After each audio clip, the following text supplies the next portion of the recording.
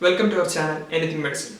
Today we are going to start Embryology series. In this series today I am going to tell you about Spermatogenesis.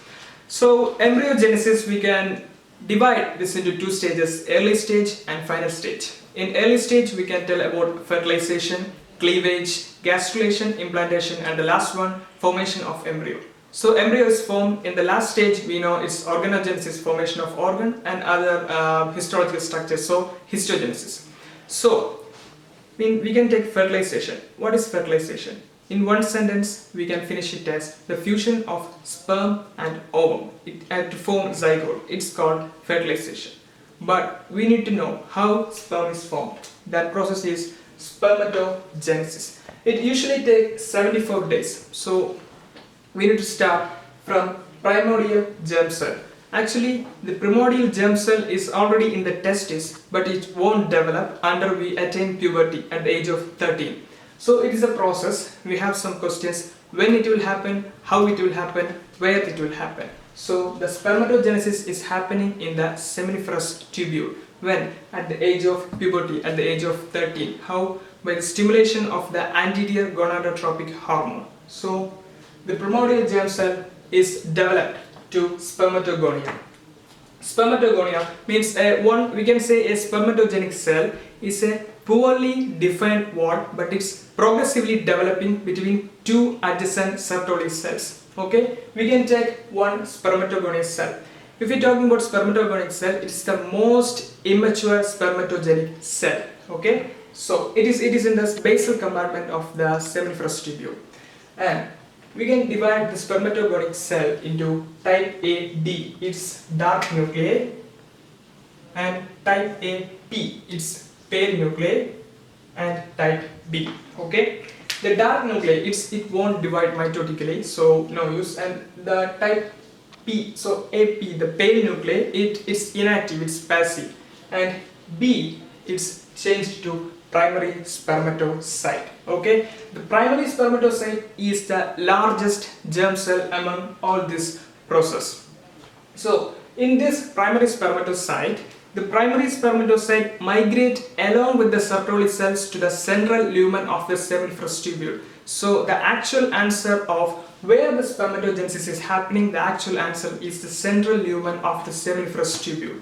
So the primary spermatocyte, we can see like the spermatogonia undergoes mitotic division, so it's equational division we can see as same as the number 44XY. But here if we take the whole chromosome number, it's 46, but the replicated DNA is 4N. And then the primary spermatocyte is now in the central lumen of the seminiferous tubule. Next is going to have the first meiotic division. After the first meiotic division, it's going to divide two haploid secondary spermatocyte. The secondary spermatocyte, we can see a disjunction here, right? We can see a separation here. If there is no separation in this secondary spermatocyte, we can have Klinefelter's syndrome. This syndrome is occurring in this secondary spermatocyte if non-disjunction is occurring. Like we can see it's haploid, so it's divided 22Y, 22X, XY, spermatogenous man, so YX. And then the secondary spermatocyte is going second meiotic division to form spermatid.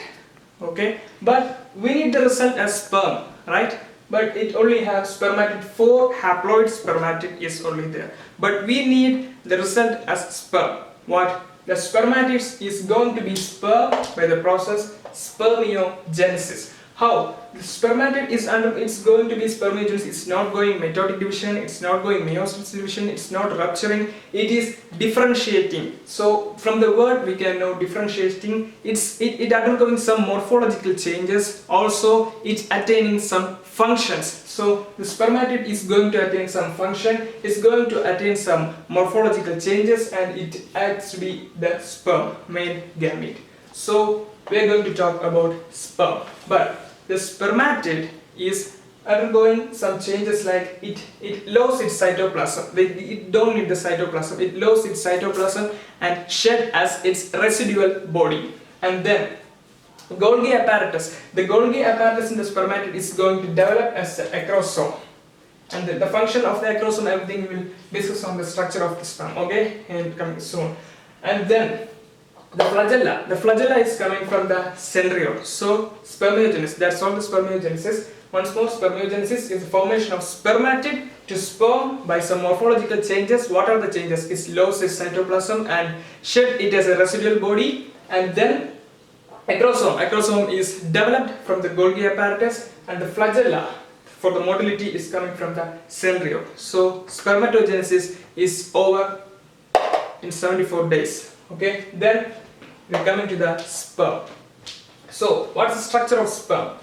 This is the structure of sperm, and we have head, neck, tail. We are going to take the head. In the head we can have acrosome. In this acrosome, as I told, acrosome is coming from the Golgi apparatus. Not coming, it's developed from the Golgi apparatus. In acrosome we can have an enzyme called hyaluronidase. What's this for? This helps in the penetration of the wall of the ovum during fertilization. Okay, so acrosome is actually as an organelle of our cell, lysosome. It's usually same as lysosome, but functions are like different. Hyaluronidase for what? For the penetration of the ovum during fertilization. Then we are coming to the neck.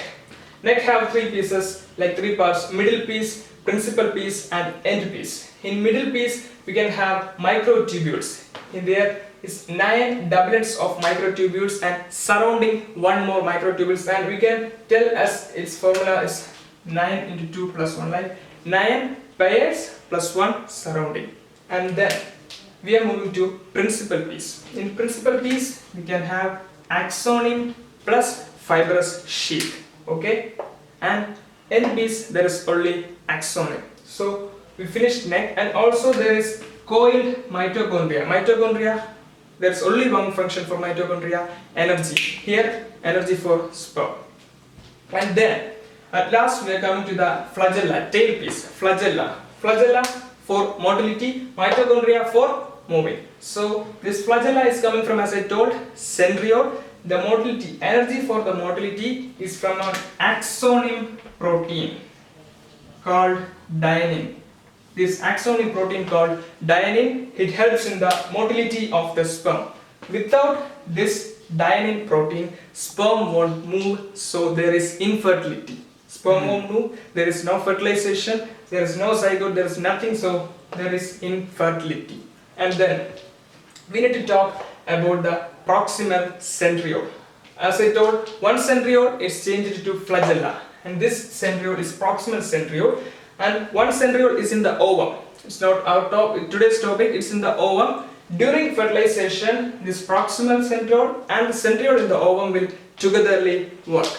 And then spermatogenesis is finished, sperm is formed. So we need to maturize the sperm. The maturization of sperm is happening in the epididymis. After 18 to 24 days during the spermatogenesis. So in this time, sperm acquire motility, sperm acquire maturity, everything, but it won't move because of some inhibitory protein in the epididymis. It won't move, but it only move under the time of ejaculation during the fluid called semen. And then we need to know how it is nutrition. The nourishment is by the fructose. That's all, fructose giving the nourishment. And then we need to know it acquired the actual maturity during, as I told, matured in epididymis, but it's actually matures by adding of some glycoprotein in the uterus. It only acquiring maturity during the actual maturity. Actual maturity is during it adding some glycoprotein in the uterus. Okay, just to correct something, sperm has two centrioles. Like one centriole developed to become the flagella, another centriole is proximally present to the flagella. Okay, proximally the centriole is proximally to the flagella, it's present. When fertilization happens, this centriole is like released from the sperm and enters to the ovum. Like originally there is one centriole in the ovum. It attached to the ovum of the centriole of the ovum and divide, and the further process will go on. So I hope you all understand the video. Thank you guys for watching. We'll meet you on next video. Till then, learn, like, share, comment and subscribe to our channel Anything Medicine.